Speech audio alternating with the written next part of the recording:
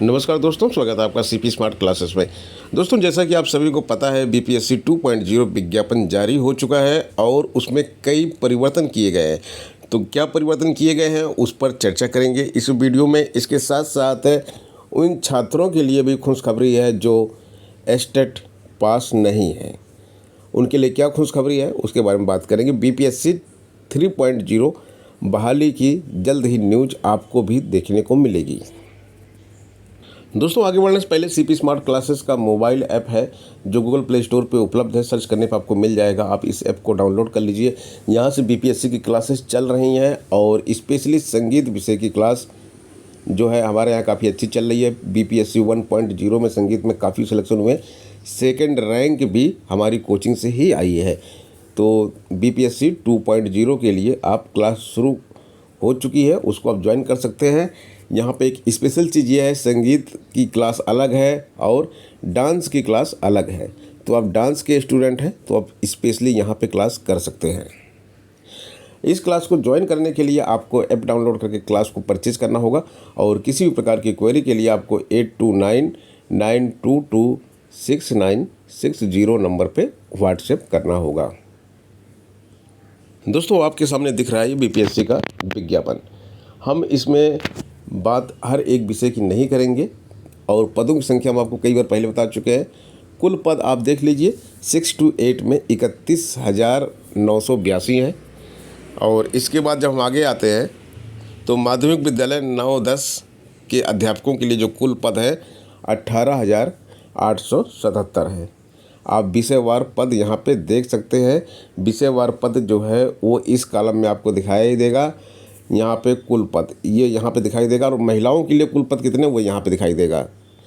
तो आप हर विषय का आप देख सकते हैं, पद यहाँ पे दिए हुए हैं। ये कॉलम में, इस कॉलम में पद दिया हुआ है कितना पद है और सभी विषयों के जो रिजर्वेशन है, रिजर्वेशन के हिसाब से भी पद इसमें दिया गया है। तो हम आपको यहाँ पे कुछ विषयों के बारे में बता देते हैं। जैसे कि आप ललित कला विषय का देखेंगे तो ललित कला के कितने पद दिखाई दे रहे हैं आपको। और ललित कला के बारे में हम आपको एक चीज़ और बताएंगे। यहाँ पे ललित कला के कुल पद जो है 284 आए हुए हैं। महिलाओं के लिए जो कुल पद है इसमें 94 है। ललित कला की क्लास भी सीपी स्मार्ट क्लासेस पे उपलब्ध है। रिकॉर्डेड वीडियो का कोर्स है, उस कोर्स को परचेज करके अगर आप पढ़ाई पूरी तरह से उस कोर्स को कंप्लीट कर लेते हैं तो आपका सिलेक्शन 100% श्योर है। इसके साथ साथ हम आपको यहाँ पे संगीत विषय का बताएंगे। संगीत विषय में 1068 पद जो हम आपको कई दिन से बता रहे हैं, 1068 पद संगीत विषय में आए हुए हैं। और इन 1068 में से जो पद महिलाओं के लिए रिजर्व हैं उनकी संख्या है 359। महिलाओं के लिए पदों की संख्या यहाँ पे कम है। 1068 में से 50% लिस्ट होना चाहिए था, लेकिन यहाँ पे कम है महिलाओं के लिए। तो महिलाओं को थोड़ा सा ज़्यादा परिश्रम करना पड़ेगा इस बार म्यूजिक शिक्षक बनने के लिए। और इसके बाद नृत्य के बारे में बात करेंगे। नृत्य के बारे में 391 पद यहाँ पे है और जिसमें महिलाओं के 120 पद हैं नृत्य के। तो ये हो गई पदों की संख्या। अब इसके बाद हम बात करेंगे आगे 11-12 के लिए। 11-12 के लिए भी आप पद दे सकते हैं। यहाँ पे सभी विषयों के पद यहाँ पे दिए गए हैं और इन विषयों के साथ साथ इसमें गृह विज्ञान भी है। संगीत की बात करेंगे तो पीजीटी यानी कि 582 पद संगीत के यहाँ पे देखने को मिलेंगे। महिलाओं के लिए 200 पद हैं। 500 में से 200 पद अच्छे पद हैं यहाँ पे महिलाओं के लिए। और आगे अन्य बहुत सारे विषय हैं, तो इसमें आप कंप्यूटर विज्ञान का भी देख सकते हैं। मैथिली का है, पाली का, फारसी का, संस्कृत का है, उर्दू का है, अरबी है। और इसके साथ साथ कुछ अच्छे सब्जेक्ट भी हैं जैसे इतिहास, भूगोल, अर्थशास्त्र, भौतिकी, गणित, रसायन। ये सब सब्जेक्ट यहाँ पे देखने को मिल रहे हैं। एक स्पेशली हम गणित की बात करेंगे। यहाँ पे गणित में आप देखेंगे कुल पद 1651 है और महिलाओं के लिए 554 है। तो गणित के बारे में भी हम आपको बताएंगे कि recorded video course CP smart classes पे आपको इसका मिल जाएगा। उसको आप वहाँ से परचेज करके गणित की इस परीक्षा को पास कर सकते हैं आप। आगे हम बात करते हैं कुछ अन्य जो इम्पोर्टेंट चीज़ें हैं। पदों की संख्या घट बढ़ सकती है, ऐसा इसमें बोला गया है। हालांकि ये ना घटेगी और ना बढ़ेगी। और इसमें बोला गया है कि जो मेन चीज़ है, भारत के नागरिक हों, यानी कि आप किसी भी प्रदेश के हैं तो आप इसमें अप्लाई कर सकते हैं। ऑल ओवर इंडिया के स्टूडेंट इसमें अप्लाई कर सकते हैं। शिक्षक पात्रता परीक्षा आपने पास की हो, मध्य विद्यालय के लिए सीटेट पेपर 2 या बीटेट पेपर 2 आपने पास किया हो, माध्यमिक विद्यालय के अध्यापकों, विशेष विद्यालय के अध्यापकों के लिए एस्टेट पेपर 1 पास होना आपके लिए अनिवार्य है, और उच्च माध्यमिक के लिए एस्टेट पेपर 2। तो ये हो गई मतलब अनिवार्य क्वालिफिकेशन जो आपके पास होनी चाहिए। इसके बिना आप यहाँ फॉर्म नहीं भर सकते हैं। बाकी अन्य क्वालिफिकेशन यहाँ पे बीएड वगैरह चाहिए, ये सब यहाँ पे दिया हुआ है। हम आगे बात करेंगे शारीरिक शिक्षा के बारे में। शारीरिक शिक्षा भी एक बहुत अच्छा सब्जेक्ट, इसके बारे में हम रिक्तियों के समय बताना भूल गए थे, और इसमें ज़्यादा कुछ नहीं मांगा हुआ है, आप इसमें अप्लाई कर सकते हैं अगर आप इसके कैंडिडेट हैं तो। आगे देखते हैं इसमें क्या दिया हुआ है, इम्पोर्टेंट चीज़ें ये सभी विषयों के बारे में दिया गया है। और आगे बढ़ते हैं तो कंप्यूटर के बारे में बात की जा रही है। यहाँ पे संगीत विषय के छात्र ज़्यादा परेशान रहते हैं, तो उनके बारे में बता दें। यहाँ पे क्या लिखा हुआ है, संगीत विषय कक्षा 11-12 के विद्यालय अध्यापक के लिए आवश्यक शैक्षिक योग्यता न्यूनतम 50% अंकों के साथ किसी मान्यता प्राप्त विश्वविद्यालय अथवा मान्यता प्राप्त बोर्ड संस्थान से संगीत शिक्षा में स्नातकोत्तर यानी कि एमए म्यूजिक या एमम्यूज या उसके समकक्ष क्या आता है, प्रवीण आता है, अलंकार आता है। 8 साल का अगर आपने कोई डिप्लोमा कोर्स किया हुआ है तो आप यहाँ पे अप्लाई कर सकते हैं। 8 साल, 6 साल वाले क्वेरी मत करें कि हम कर सकते हैं कि नहीं कर सकते हैं। साफ साफ बोल दिया जा रहा है कि 8 साल आपका होना चाहिए टीजीटी के लिए, और टीजीटी के लिए 6 साल होना चाहिए, और वहाँ पे बीए मांगा जाता है। टीजीटी के लिए 6 साल और बीए, ये यहाँ पे देखिए नृत्य का लिखा हुआ है। हमें पहले पीजीटी बता दिया आपको, अब टीजीटी देख लीजिए।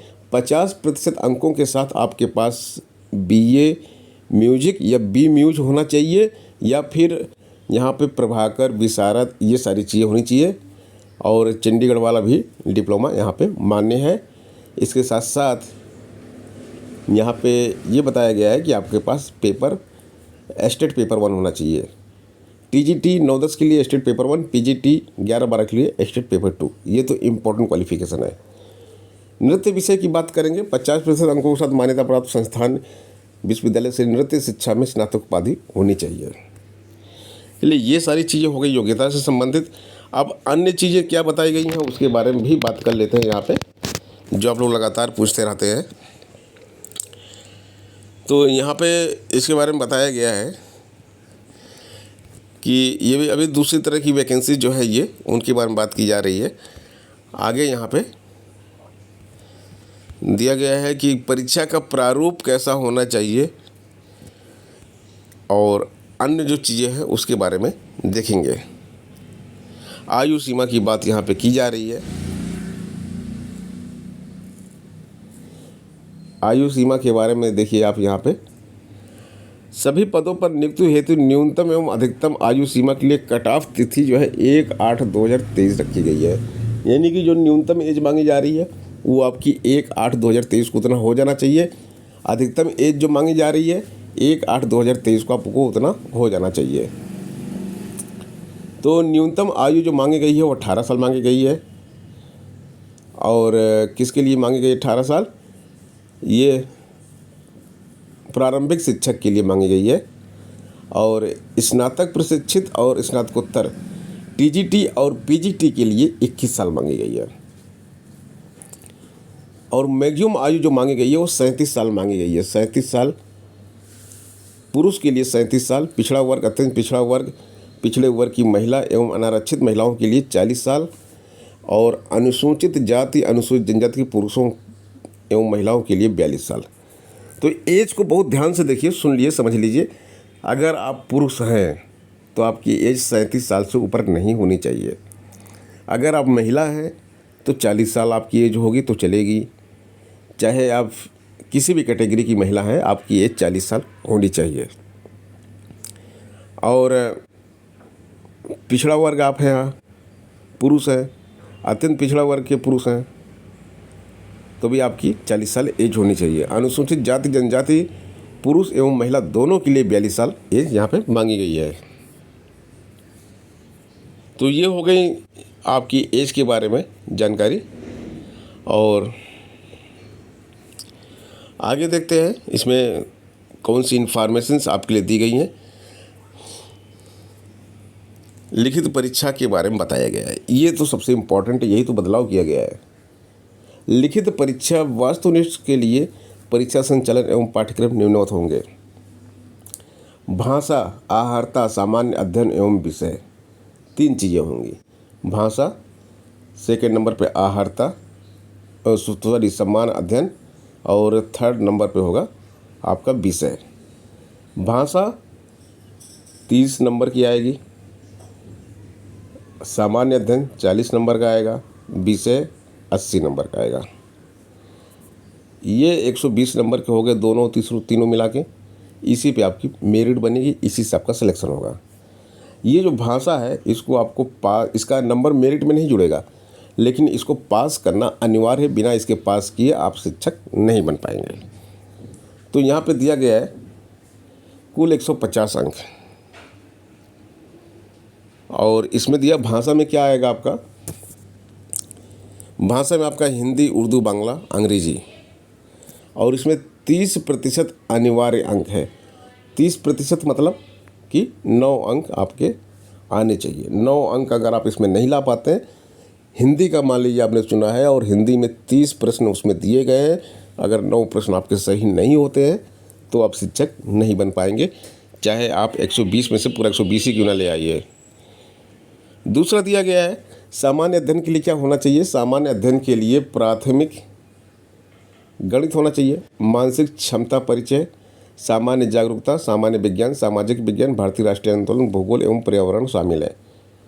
यह हम बात कर रहे हैं कक्षा 6 और 8 के शिक्षकों के लिए। अब आइए बात करते हैं आगे 9-10 के शिक्षकों के लिए, स्नातक के लिए। तो यही सारी चीज़ें यहाँ भी हैं, 1, 2 और 3 सब कुछ वही है, उसी तरह से बटा हुआ है। आगे यहाँ लिखा है भाषा आहारता परीक्षा है, इसमें अंग्रेजी, हिंदी, उर्दू, बांग्ला का व्यवहारिक ज्ञान होना चाहिए। आहारता में कम से कम 30% अनिवार्य अंक है, 9 अंक यहाँ पे लाना जरूरी है। सॉरी, भाग 2 में जब जाएंगे सामान्य अध्ययन के पेपर मिलेगा आपको, तो इसका स्तर उम्मीदवार हेतु निर्धारित न्यूनतम आहारता के आलोक में होगा।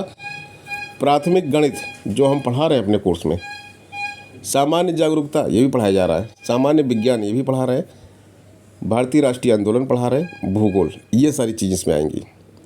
गणित, भारतीय राष्ट्रीय आंदोलन, भूगोल, सामान्य जागरूकता, सामान्य विज्ञान, ये सारी चीज़ें आएंगी, ठीक है। और थर्ड में आपका अपना सब्जेक्ट आएगा, जो सब्जेक्ट आपका है हिंदी, इंग्लिश, मैथ, गणित, ललित कला, शारीरिक शिक्षा, नृत्य, जो भी आपका है वो आएगा, जिसका 80 प्रश्न आएंगे, ठीक है।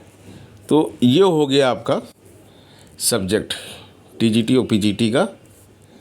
आगे यहाँ पे लिखा हुआ मेधा सूची कैसे बनाई जाएगी। मेधा सूची लिखित परीक्षा के कुल प्राप्तांक भाग 2 और 3 के आधार पर आयोग सफल अभ्यर्थियों की औपबंधिक मेधा सूची तैयार करेगा। मैंने बताया ना आपको 40 और 80 की में जो ज़्यादा नंबर पाएंगे 120 में से, वही मेधा सूची में जाएंगे। आगे इसमें लिखा है कि अगर आपके समान अंक होते हैं तो चयनित विषय में समान अंक होने की स्थिति में भाषा होगा उसमें जिसके नंबर ज़्यादा होंगे उसको ऊपर रखा जाएगा। खैर ये तो रेयर केस में होता है, इसके लिए आप चिंता मत करें, आप तैयारी करें अच्छे से और अच्छे से परीक्षा दें। आगे इसमें कुछ चीज़ें दी गई हैं। साक्षात्कार के लिए बोला गया है कि साक्षात्कार नहीं लिया जाएगा। मेगा क्रम के बारे में कुछ अन्य चीज़ें दी गई हैं, उसको हम आप बाद में कवर करेंगे किसी अन्य वीडियो में, क्योंकि उसमें कई चीज़ें दी गई हैं, उसको डिटेल में आपको समझाना पड़ेगा। और ये कोड जरूर ध्यान लीजिए, आप लोग फॉर्म भरते समय बहुत गलतियां करते हैं। आप अति पिछड़ा वर्ग के आप पिछड़ा वर्ग डाल देते हैं, पिछड़ा वर्ग के हैं तो अति पिछड़ा वर्ग डाल देते हैं, अनुसूचित जाति के हैं तो नारक्षित भर देते हैं। ऐसे गलतियाँ बहुत करते हैं, अपने कोड के हिसाब से भरिएगा, इसको ध्यान से देख लीजिएगा। क्योंकि मेरे पास BPSC 1 की बहुत सारी कॉल ऐसी आई कि सर हमारा ये गलत हो गया, हम क्या करें इसमें। तो बाद में कुछ करने के लिए बचता ही नहीं है भाई, क्या करोगे। शुल्क की बात करें, परीक्षा शुल्क की, तो सामान्य अभ्यर्थियों के लिए 700 रुपये है, अनुसूचित जाति अनुसूचित जनजाति के लिए 200 रुपये है, सभी आरक्षित अनारक्षित वर्ग महिला के उम्मीदवारों के लिए भी 200 रुपये है, दिव्यांगों के लिए 200 रुपये है, अन्य सभी उम्मीदवारों के लिए 750 रुपये है। तो ये परीक्षा शुल्क आपको लगेगा। और यहाँ पे शुरू कब हो रहा है ऑनलाइन आवेदन, ये भी आप लोग देख लीजिए। 5 तारीख से 14 नवंबर तक आवेदन शुरू होगा। विलम्ब शुल्क के साथ एवं भुगतान तिथि की अंतिम तिथि जो है 17/11 है। ऑनलाइन आवेदन प्रारंभ करने की तिथि जो है वो 10/11 से है। ऑनलाइन आवेदन 10/11 से है और ऑनलाइन आवेदन भरने की अंतिम तिथि 25/11। इसको समझ लीजिए थोड़ा अच्छे से, नहीं तो आप लोग गड़बड़ कर देंगे। जो आपको फ़ी पे करनी है वो 5 तारीख से शुरू हो जा रही है। पहले फ़ी पे करते हैं, फिर फाइनल फॉर्म सबमिट करते हैं। तो फाइनल फॉर्म कब से सबमिट करेंगे? 10 तारीख से। मतलब आवेदन 5 से ही शुरू है, आज से शुरू आवेदन। और अंतिम तिथि जो है 14 है। 14 के बाद आप फ़ी पे नहीं कर पाएंगे। विलम्ब शुल्क लगा के फ़ी पे करेंगे तो 17 तक फ़ी करेंगे। 17 के बाद आप फॉर्म नहीं भर पाएंगे। अंतिम तिथि 25 का इंतजार जो लोग करते हैं, बहुत लोगों के साथ गलती होती है कि सर डेट तो अभी 25 नवंबर दी गई है, तो हम तो अभी 20 नवंबर है आज, हम फॉर्म भरने जा रहे हैं, 21 नवंबर है, फॉर्म भरने जा रहे हैं।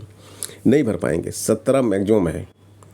आप अंतिम तिथि 14 ही मानिए बिना विलम्ब शुल्क के फॉर्म भरने की। अगर 14 तक आप साइबर कैफ़े पहुंच गए फॉर्म भरने, तब तो आपका फॉर्म भरा पाएगा, अन्यथा आपका फॉर्म नहीं भरा पाएगा। आगे देख लेते हैं कोई अन्य इम्पॉर्टेंट न्यूज़ अगर आपके लिए हो तो उसको कवर करते हैं। कोई भी अन्य इम्पॉर्टेंट न्यूज़ नहीं है, इसके संबंध में कोई भी क्वेरी है तो आप कमेंट बॉक्स में कमेंट करें, आपकी क्वेरी का जवाब दिया जाएगा और ज़रूरत पड़ी तो एक नया वीडियो एक्सप्लेन करके बनाया जाएगा। मिलते हैं नेक्स्ट वीडियो में। धन्यवाद।